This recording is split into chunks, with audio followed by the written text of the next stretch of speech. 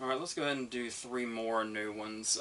Two that are quite new, and one that's sort of coming back into the fold after it premiered at Sundance and got a lot of hype back then, and it's been sort of expanding out there, and now it's got a digital release and everything. But let's go ahead and start with weapons.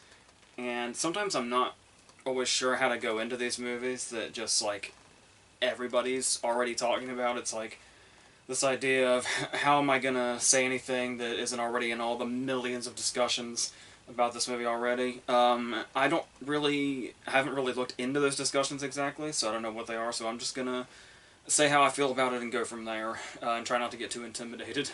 So, what's interesting right away, kind of speaking of intimidation a little bit, is this movie doesn't quite have the advantage of Zach Cregger's previous movie, Barbarian, which was one of my favorite movies of its year.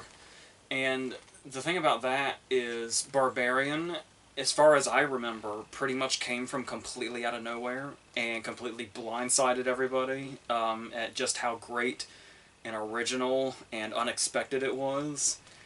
And so it's easy to be sort of, taken by storm. So here, there's very much an awareness of, okay, he's going to follow up Barbarian now. And it's a pretty unfair way of approaching a director's next movie, but it's just going to be what happens. It's like, well, we know you're capable of this, then hopefully you can do something as good or better after it.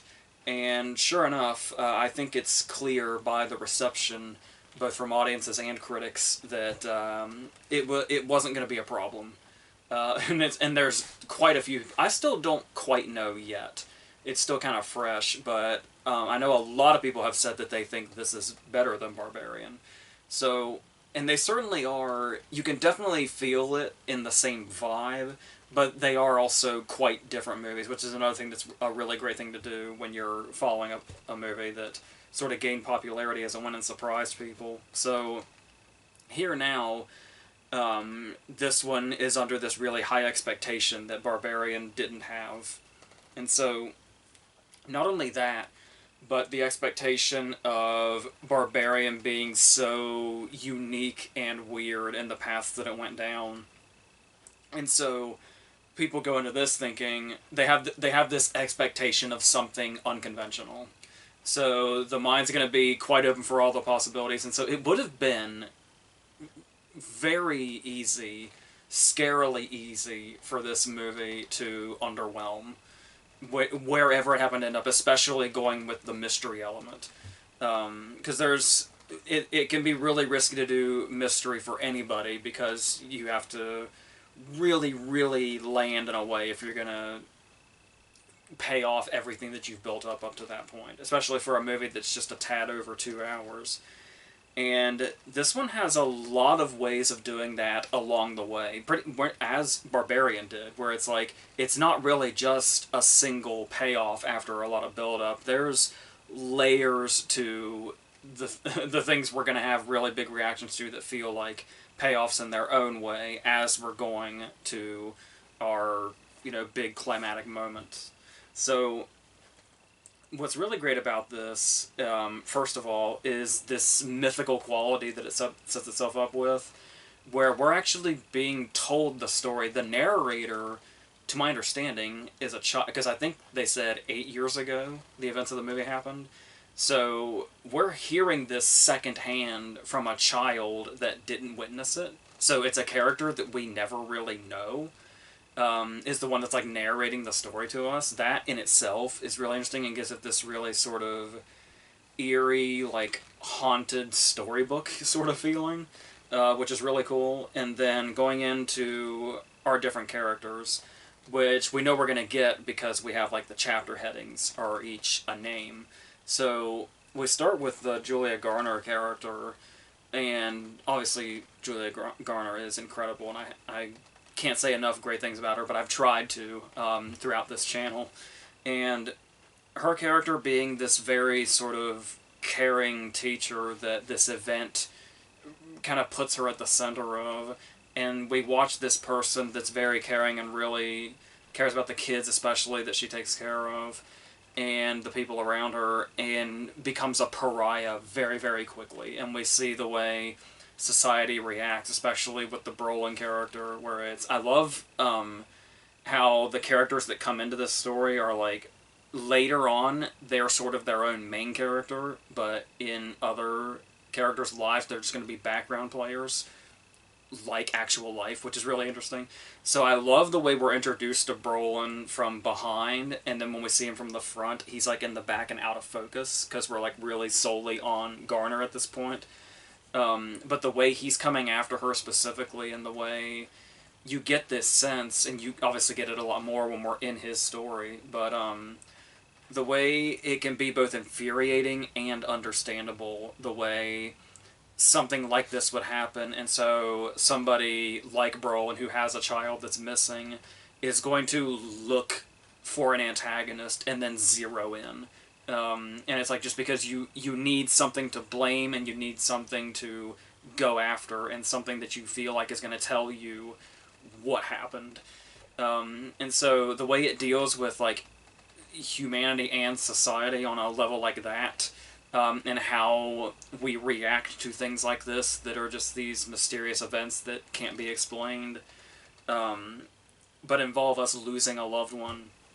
So, and that's where you can kind of see that layer of, I didn't know till like way late, when I was watching a lot of interviews, where apparently quite a portion of this, understandably, is sort of when Kreger was dealing with the death of Trevor Moore, and just how that's something that just came out of nowhere, and like nobody could really explain, and trying to process that. And it's like you can really feel that in the way everybody's sort of reacting in all these different angles.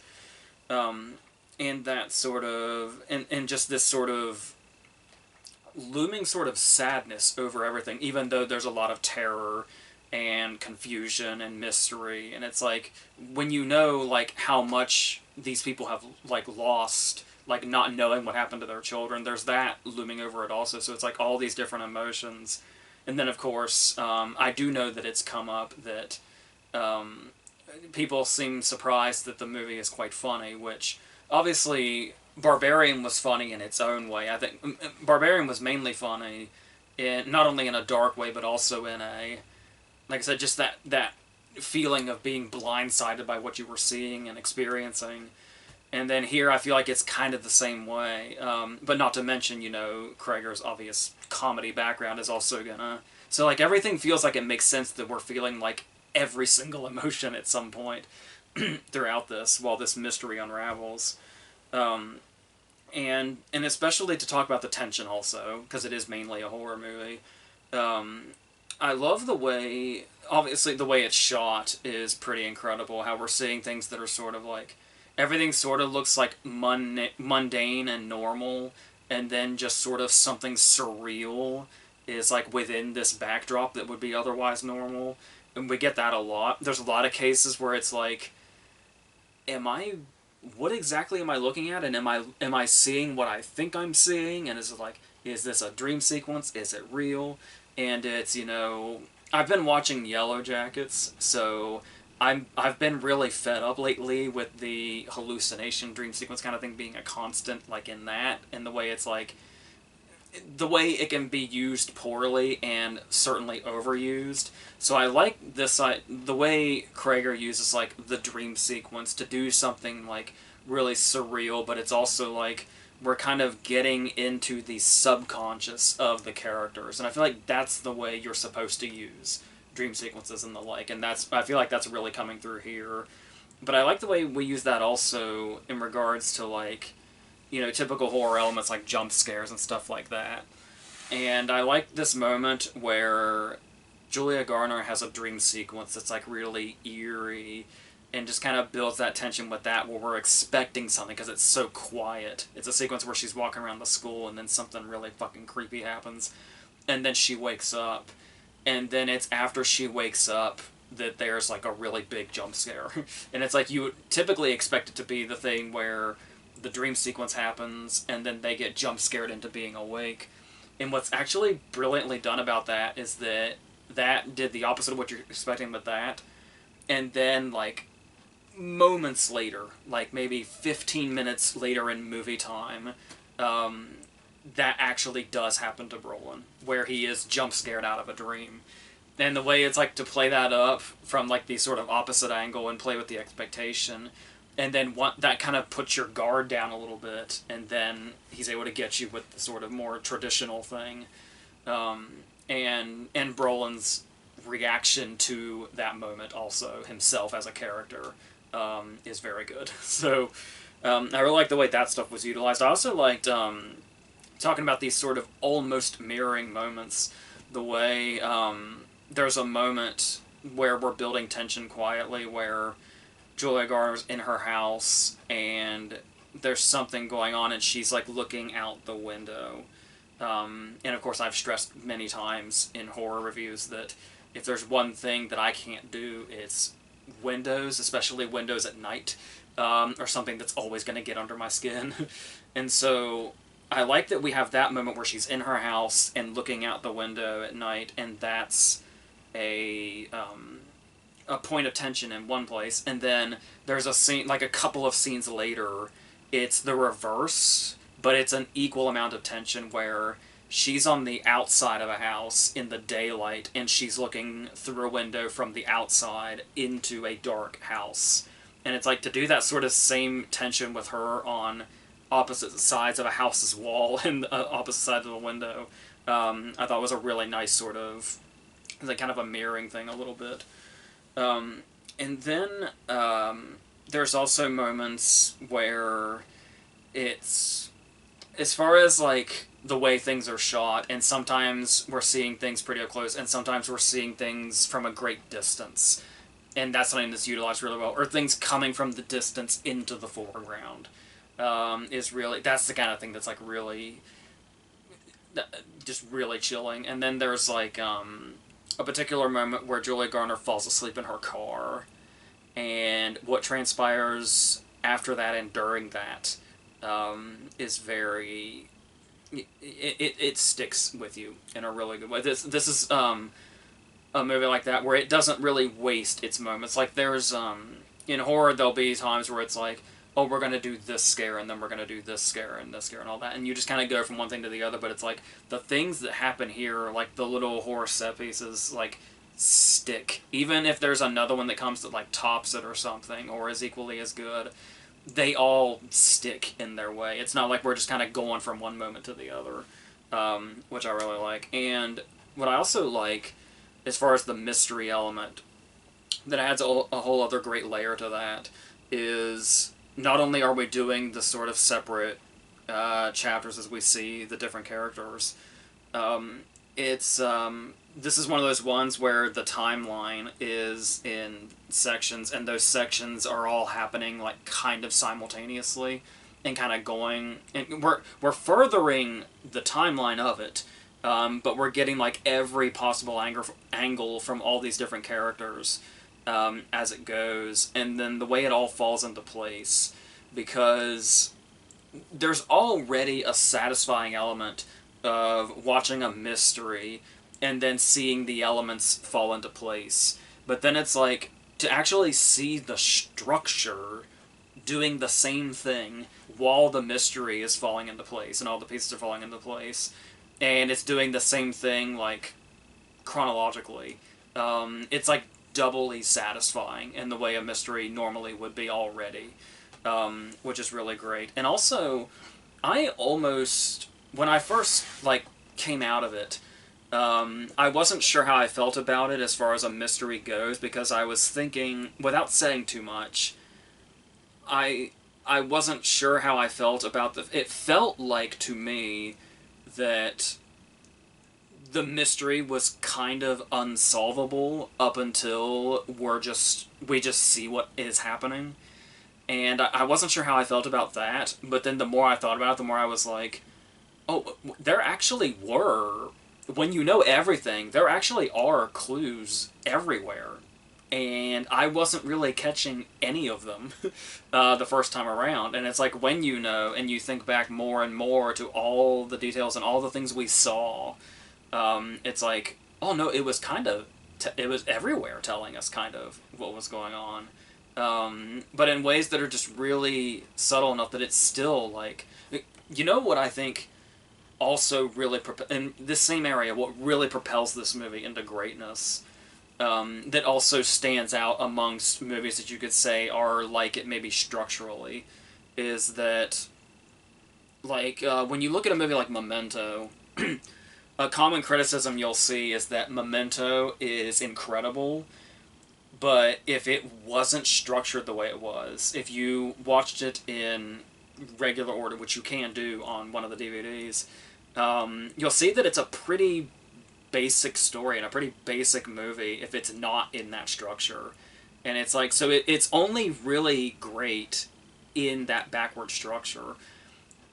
What's really cool about Weapons is I think if somebody were to re-edit this and just put it in order, and it should be the way that it is now, with the way it falls into place doubly. It falls into place as a mystery and falls into place as we're putting the pieces together of the timeline. But if it were to be edited in chronological order and we knew everything that was going on and there wasn't that mystery element, it would still be really good. It would still be really crazy, and it would still be really engaging, and the characters would still be engaging, and what we're seeing would still be insane.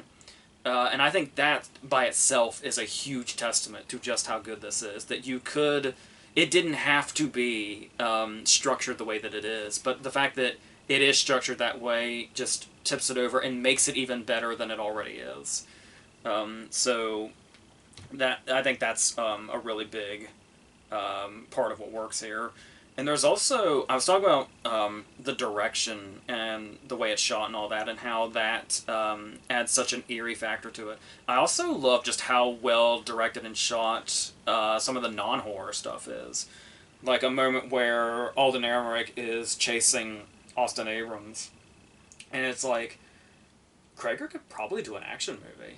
And it's like, and so stuff like that. I love being able to see it to where it's like it works in multiple ways, and you could imagine like all these different genres working under this vision. And it's, but obviously the horror is always going to sort of prevail because, like I said, it's so good and sticks so much. But like so many other elements are working so well. And we do stuff like there's a lot of they get a lot of mileage out of like putting cameras on doors as they open and close, which is really fun. There's a great moment where it almost feels like foreshadowing when I was talking about things in the background coming into the foreground from a distance, and it's like that's used as a horror element very well throughout. There's also a moment where June Diane Raphael is pursuing Julia Garner through the store, and it's not a horror scene, but especially when you know like the scenes later, it's like when you compare what you're looking at here to later scenes, there's something very startling about the way this is shot, which is really great. So I've mentioned a lot of the cast. I guess the one person you have to talk about, without saying too much, is I didn't even... It was a long time before I even recognized Amy Madigan, who, like, really sort of, to use a cliche, disappears into this part. But she really does in this really big way. And, like I said, she's, like, when the movie kind of takes on this whole other life. So I don't want to, like, say too much, but I will just say that I really, really... This is probably going to be one of my favorite performances of the year when it's all said and done. And so there's that. And as far as, like, the characters sort of intersecting here, I've also saw that I guess one of the inspirations was Magnolia, which is something that was kind of occurring to me after the fact, but it's like that, even though Magnolia is, like, in chronological order, and it's not quite this structure, it's still that vibe of where we're talking about the emotion and the different characters and what they're going through and how they react to other characters and how this intersects. You can totally see that, but I like the fact that you get the sense of an inspiration there, but it doesn't feel like it was, like, trying to be that thing, necessarily. Like, it is very much, like, just inspiration, and then it's its own thing from there. So I really love that. I loved another thing without really saying too much is the way you can dissect just the title and the number of ways you can find that. Like there's a pretty, literal use of the title, but also like how you can sort of there's enough time in the movie to really wonder what other maybe double meaning it could have or what other direction it could be coming from. There's one when I was talking about society and the way it reacts to things and latches onto things when it just needs an answer and can be aggressive and antagonizing. Um, I found the phrasing pretty interesting and specific when Garner's talking to Alden Ehrenreich at the bar, and he says, the whole town isn't aimed at you. And she says, like, I think you're wrong about that or something. And it's like that phrasing in itself feels like it could be the title taken in another way of just, like, the way people react to things in a very sort of aggressive way, especially when they're scared. And that's like a whole other thing you could open up. So I love that those things are all there and those layers are there that you could go down. If you wanted to discuss this for like hours, those are always like the best stuff when you can just keep going down rabbit holes of different meanings to different things and all that. Even if it's maybe something Krager didn't intend, like it's still fun to just like go down different paths and see what all you can find, which is great. And then yeah, and it's all leading to a pretty insane and wild and satisfying climax. And so, of course, naturally, it's a very successful movie. And you can do a lot with a little when doing horror, and studios are quite aware of this. So I have seen the talks of where it's like, oh, is there going to be a sequel? Is there going to be a prequel and all that stuff? And it's like, I'm glad Krager's pretty busy right now because I think really, I did see something where somebody called it an ambiguous ending. I don't think it is. I think it's it's a pretty open and shut movie. It has little mysteries to it still, but I think that's just adds further personality to it. I don't walk away from this going, oh, I wish I knew more about this thing, or I want to see more of this thing. I feel pretty satisfied across the board of what's in the movie already. So I don't know what else people want, but I know that's just sort of the knee-jerk reaction is, oh, do another one. This one made money. Just keep going. He's got other things to do, and I'll be curious what that is. I'm really not much of a Resident Evil person, but with his name attached to it and him doing whatever he's doing with it, I'll get hyped for it. I have no problems with it. So yeah. So yeah, I'll have to watch Barbarian again to decide, like, is there one I like more than the other? If that's even important. You can just say, I just love his, well, I was going to say I love his filmography. I'm not much of a Miss March fan. What I am a fan of is the video of him and Trevor on a live stream reading the reviews for Miss March and reminiscing. So it was worth it for that. But as far as his horror output goes with Barbarian and Weapons, I'm definitely up for more of whatever he's got, whatever direction he goes in. So, post-Resident Evil and all that other stuff. So, yeah, let's go ahead and go to the second movie, which is Freakier Friday, which I'm going to be totally honest with you, I came out of this pretty surprised. Because I do love the first movie, and I think the original movie with Barbara Harris and Jodie Foster is fine. There is a video on this channel where I talk about both of them together and kind of compare them. But I really always kind of loved the first movie with Jamie Lee Curtis and Lindsay Lohan. And it's one of those things that I haven't watched it in a while, but I still remember, like, everything about it. Like, when I was watching this, like, all the callbacks were like, oh, yeah, that thing and all that. And it's, I don't know, usually I think the callbacks are a pretty lazy thing, because they are a pretty lazy thing. But, I don't know, there was just something about this movie to where I was like, I just wasn't feeling critical, I guess. And it's like, and I don't know if it's my affection for their first movie, but, like, moments when like we have their first movie where Jamie Lee Curtis drops her off and says, you know, make good choices, and she's embarrassed by it. And then we have the turnaround here where Lowen's the one that says, make good choices, and then Curtis tells her, like, oh, you're so lame. And it's like, I shouldn't care for that, but I don't know if it's these characters, or if it's them, or what it is, or if it's just, you know, the little world that this movie's set in that's just that charming. But I was kind of okay with this. But I think another thing that was working in its favor in regards to making the callbacks not annoying and not seem lazy is that I think the main appeal, for me at least, with this movie is how, depending on how you define this term, old-fashioned it felt.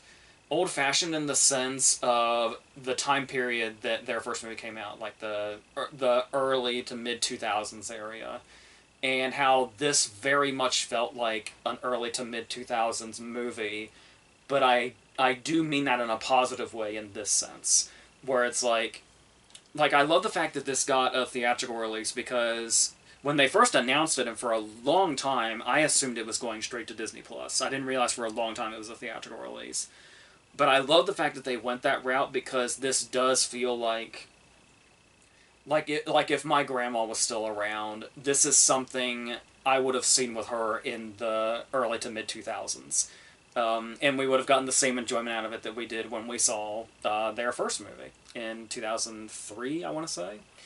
So, and not only that, not only just for their first movie, but another thing that like really won me over in a very specific way was some of the chaos and the comedic moments in the early scenes where there's a moment where they're in science class and then something goes wrong and like giant like foam is going everywhere and it's a whole bunch of chaos, or there's a food fight and it's like it felt very much like a Disney movie from that particular era, like the 90s and the early 2000s and stuff like that. And it just really recaptured that vibe in a way. Where typically it would be like, if, you know, if a food fight happened in a movie now, it'd be like, this is just lazy and chaos for the sake of chaos. But I don't know, something about those scenes in this movie really feel like they captured a classic feeling that we've all kind of missed a little bit, that's kind of gone away. And it's like everything that lately comes out feels like a poor imitation or just like they just threw something together in hopes that it would feel like this thing. But no, it really genuinely feels like that era. And that just really caught me off guard in a way that was just really appealing and really charming.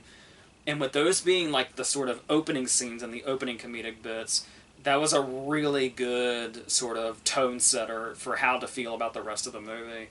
And yeah, I didn't know. They've switched it up now because Vanessa Bayer, who I love, that's also just a good sign to me. It's like, oh, just whatever Vanessa Bayer does, I love. And she's the one that kind of puts the spell back on them or whatever. Now, I didn't know going in at all, since I don't watch trailers or anything like that, that this was a different kind of switch. I literally went into this movie assuming it was just them switching again. And it was just basically going to be that again. I did not realize there were two other characters involved, with Lowen's daughter, who's played by Julia Butters, and then her soon-to-be stepdaughter. And all four of them go through the switch. And yeah, it's convoluted, and yeah, it took me a little while to remember who was who. But at the end of the day, I realized that one of the strengths of it, I think, is the fact that they didn't just do the same thing. And that's what this movie does a lot, is it's basically setting up like it's going to be doing the same thing. Some might still argue that they basically are doing the same thing, but I liked that there were just enough tweaks in there to where it feels like the same thing, but it's not quite. They took a little bit of a different turn with it, and then in turn had to do something else to get from point A to point B. And they did that enough that I was able to appreciate that. I mean, there's some lost opportunities here and there, like the fact that the stepdaughter has an accent, and for some reason, when she's in Jamie Lee Curtis's body, Jamie Lee Curtis isn't doing that accent, and vice versa. So it's like, I think about in one of the recent Jumanji movies when Danny Glover went into Kevin Hart. So for the whole movie, Kevin Hart had to do a Danny Glover impression, which was great. It may be one of the funniest things Kevin Hart has ever done. And so it's like, they could have committed more to it by making them have to do that. But even with, not going full into those opportunities, I still think there's enough charm in here with the situations and the classic feeling comedy and stuff like that. Like, even the situations they get into feels very, like, early 2000s. And like I said, it should be a time where you say, like, oh man, this movie really missed the boat. This movie should have been made, like, 15 years ago or something in order to make these jokes land. But I don't know, like, the charm just goes a really long way, and I think the cast helps a lot, and I think just in general, and yeah, the good vibes from the previous movie also. And the fact that, like, all these different cast members have come back, like Chad Michael Murray and Mark Harmon, and the little brother comes back for one scene. And Stephen Tobolowsky. Stephen Tobolowsky was always one of my favorite characters in the first movie. So when he, like, walked back into the room, it was almost like an Avengers moment for me. It was like, I was so happy that he came back. And so that's, yeah, and like I said, even the callback stuff I feel like works in this funny way, like the moment where the daughters run and collide into each other, and like, we're thinking the same thing, where the parents react and say, like, oh no, we tried that, it doesn't work. And it's like, yeah, stuff like that really shouldn't be working, just was. It's like almost inexplicably everything was working. And so I especially appreciated it when they stuck with this for the climax also, because there's a moment especially in the climax where it looks like we're going to do the exact same thing. The scene in the first movie where Lindsay Lohan is stuck on stage and can't play the guitar, so Jamie Lee Curtis plays for her while she pantomimes. And it looks like we're about to do that exact same thing, but not only do they change that and go a different direction, but we have pieces of information about the characters at this point to where it makes perfect sense why they go in that different direction. Like, it just perfectly falls into place and makes perfect sense. So I really appreciated the fact that they're basically giving us the same vibe of the first movie, but it's also like they thought about it. And I know that the bar is low, that's worthy of praise, that, like, they actually put thought into the situations and how this would come together. But yeah, I was just really appreciating this movie in a way that was really unexpected.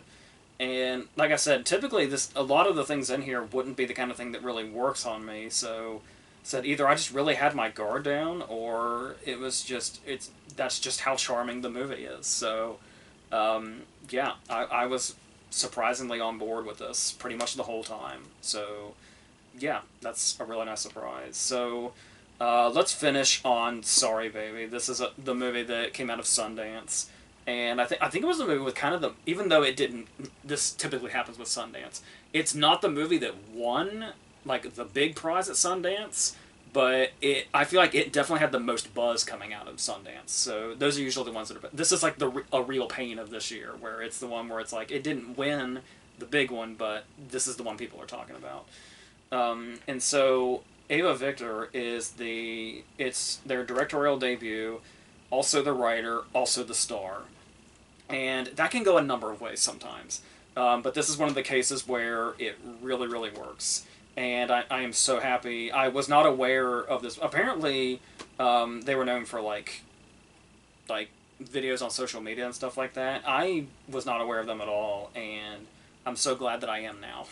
So this is one right away also where just right away the tone set with the opening moments is basically everything, because this friendship with this character, the main character, and Naomi Ackie, who is her best friend, and just the way they're interacting and the way they talk to each other and the way they have each other's back, just in these opening scenes, like in the first 5 or 10 minutes, it's like I feel like I vibe with them so much, and it's like it's one of those cases where sometimes you're not quite sure how you feel about characters yet, or you kind of have to, fall in with them after a while. But it feels like as soon as the movie started, it was like instantaneous. It's like I love these characters, and I love the way they interact with each other. And there's a tenderness, and there's something. It's like it's very funny, and just everything is working. Everything feels real. They feel like real people, having real conversations and real interactions, and just like silly friend conversations. And we're just kind of like dropped in the middle of them, but like even though we're like dropped in the middle of conversations, it feels like we're just in it, like we get it, and we're there. And these moments where she has this sort of one-sided rivalry with a character played by Kelly McCormick, and the way Naomi Ackie like takes up for her through passive aggression, and it's like just all these things, like the way we're meeting these characters and immediately getting their vibe, and how their relationships with each other, and it's just like wherever it went from here, it's like I'm on board and I love this. And then, of course, I wasn't quite sure what it was about going into it, but we learned very quickly through... This is another one like Weapons with chapter titles of sorts. Doesn't have a lot in common with Weapons, but that's one thing. And we're getting a non-linear timeline here. So with these chapter headings and like the setting here, we know that something happened to this character. And we can pretty much piece together what it was, but it's still sort of... We're still kind of watching it fall into place, but we know just enough to get a vibe. And so when we go back in time to before it happened, it is like you can feel something looming. Like you can see people just, living their everyday lives, but like because we have just enough knowledge that this thing happened, it's definitely, there's like a cloud over it. Even when something seems positive, it's like just that dreaded feeling of, it's, however good we feel now, it's gonna get bad. And like the badness is going to match or worsen any positive feelings or emotions that we have. And that dark cloud's gonna kind of go over all of this, and for the foreseeable future for this character, sadly. And then it takes some really interesting directions in the writing where we make certain interactions darkly funny. And this is one of those things where it's like that idea of how comedy can be healing, and how you can feel like the want and the need to tell this story not just in a gloom and doom sort of way, but have those moments like we have in real life where comedy, even if it's like gallows humor, will come through and alleviate, some pain. Even if, not completely or permanently, it'll alleviate sort of like pain and heaviness in this way as we go through like the tragedies that happen to us. So feeling that in these moments that are genuinely funny, and we have those moments where it's like, I really feel like I shouldn't be laughing right now, or I really feel guilty about this, but it is just genuinely funny when like just a line happens at just a particular time, or it's delivered in just like a perfect way. Like there's in these, but they also come from these moments that like have this, it's almost like the realism that they're rooted in should make them more horrific, but it adds to the comedy of it, like the dark comedy of it, that it's like, this is totally, I could totally imagine this is the way this would go down in real life, and that's awful, but that's also why it's funny. It's like, there's a lot of complicated emotions going through this. Like there's the moment where she's explaining what's happened to a doctor who is extremely flippant. And it's like I said, it should be infuriating, but then like her responses to him, there's just something very funny about that. But we can also feel her, not just her pain, but the like the sort of bafflement that this doctor would be responding in this way to what's happened. And like I said, there's like an absurdity being in that is also going to be where you can mine comedy. And it's like it's in there. And then there's this whole jury selection sequence where she like has to talk about this publicly for the first time, and like one of the worst possible scenarios that you could talk about this and open up about this. And even then it's like there's something darkly funny to take out of that, as horrific as the situation is. And there's moments where it's like it's not going around the tragedy of what's happened here. Like I said, there's moments where it alleviates it, but it's always something that's going to be there, and that's a lot of what the point of the movie seems to be, is like it's always going to be there.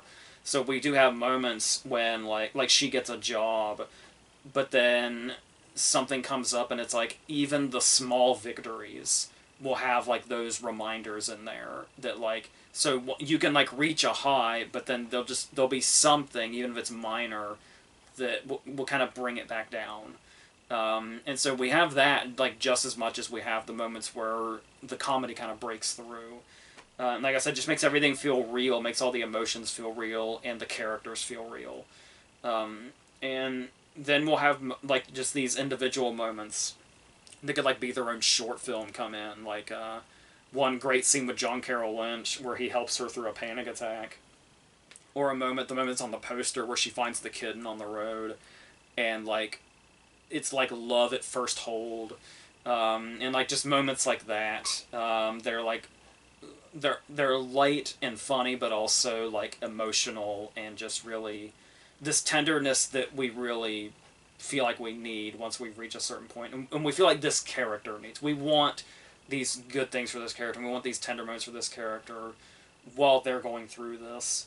And we have moments also where it's like there's a balance there, like there's a moment where there's like this joyous conversation happening with Naomi Ackie's character, and we're hearing this joyous conversation while we're watching her do something very somber. And so like that just visually, you can see the sort of balancing act there of where the emotions are at this point. And like I said, we got some great side characters here, like Kelly McCormick, who I mentioned. There's also she is able to find comfort in another character having a casual relationship with Lucas Hedges. A very, very awkward Lucas Hedges, and I've always loved Lucas Hedges and how he can do, like, there's always so much authenticity to his performances, and that's really, really coming through here, and it's really an asset of this character, the main character's journey in particular, the casual relationship with this character, and so that's all stuff that's going to really elevate this in a really big way, as if it even needs elevated anymore. But it just keeps taking us to these places that just keep hitting every mark emotionally, and whether it's like comedy or dramatic or whatever it is. And then we reach this final perfect note right here at the end, where there's a dialogue, well, with a baby. So much of a dialogue can happen with a baby, but they're talking to the baby, and there's what she's saying is something so profoundly sad, but it's also this character is coming to terms in a way that's like really, really good for her. So it's like this. It's this very bittersweet moment, where, like I said, there's a really profound sadness to it, but there's also a whatever happens, we can persevere and we can get through it, is the feeling that it kind of leaves us with. And so I can't say enough good things about this movie. So, and Ava Victor as the director, writer, and lead actor. So that's this is definitely, yeah, it's like top of the year material, and it's there's usually every now and then when like one of those movies comes out of Sundance, like it can have a tendency to just sort of disappear or whatever, but this will be another one of those ones that sticks. It's like with A Real Pain coming out of Sundance last year, it's like there's a really... We're on a good streak here with movies breaking out of Sundance that don't win, like, the big prize. Victor still did win the screenwriting award, so there is that, which is extremely well deserved, and hopefully more awards are in the future for them and this movie. So these are the three I want to talk about now. The next thing we're going to do is like 5 more, like Superman and Together and Naked Gun and She Rides Shotgun and Fountain of Youth. I'm hoping will be the next one, and we'll go through all those. And all the other stuff that's coming up, and I'm doing all this October preparation, so all that's coming too. So until the next thing, I think that's it.